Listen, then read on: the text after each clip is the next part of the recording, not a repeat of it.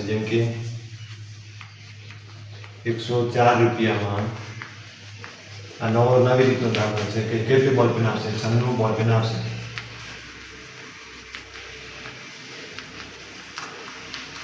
104 રૂપિયામાં 96 બોલપેન આપે છે, તો મતલબ કે 12 બોલપેનના કેટલા રૂપિયા થશે? તો 12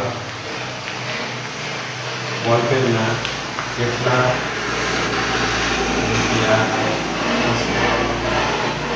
આવો કોઈ આપણે કોન્સેપ્ટ છે કે 104 રૂપિયામાં મને 96 બોલપેન દુકાનદાર આપે છે, તો 12 બોલપેનના કેટલા રૂપિયા મારી પાસે લેશે? જેમ કે અહીંયા આપણે રૂપિયા બોલપેનની નીચે રૂપિયાની જગ્યાએ રૂપિયા લખીશું. પહેલા રૂપિયામાં આપેલું છે એટલે રૂપિયા. તો 104 રૂપિયાની હું કેટલી બોલપેન લાવ્યો? તો કે 96 બોલપેન લાવ્યો. બરાબર.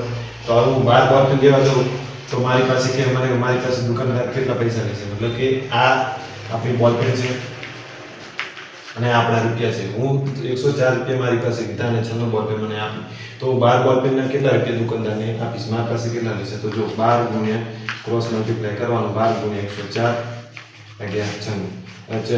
12 નો કર્યો બોલ 12 × 5 = 60, 12 × 72 = 12 × 96 થાય છે. તો 8 વડે ભાગે કહેવાય. આ 8 વડે ભગાય. આપણે જોઈએ આ કોઈ આપે ને આવી ક્રોસ મેથડ આપેલી હોય ને તો મિત્રો આ સંખ્યા જે ભાગવાની હોય ને એ 8 વડે ભગાતી જ હોય છે. જેમ કે 8 × 8 2 અને 4 એટલે 8 તરી 13 × 8 = 4 થાય છે. તો ખબર પડે તો 2 બાકી આવે ગુણાકાર કરી નાખવાનો. તો અહીંયા ઉડાડું તો 13 આવશે. તો મતલબ કે મારી પાસે મને 13 બોલપેન છે. 12 રૂપિયામાં મને દુકાનદાર 12 રૂપિયા લઈને જઈશ તો મને 13 બોલપેન આવશે. જેમ કે હું 96 રૂપિયા લઈને ગયો તો 104 રૂપિયા લીધા હતા. એવી રીતે 12 બોલપેન લેવા જઈશ તો મારી પાસે 13 રૂપિયા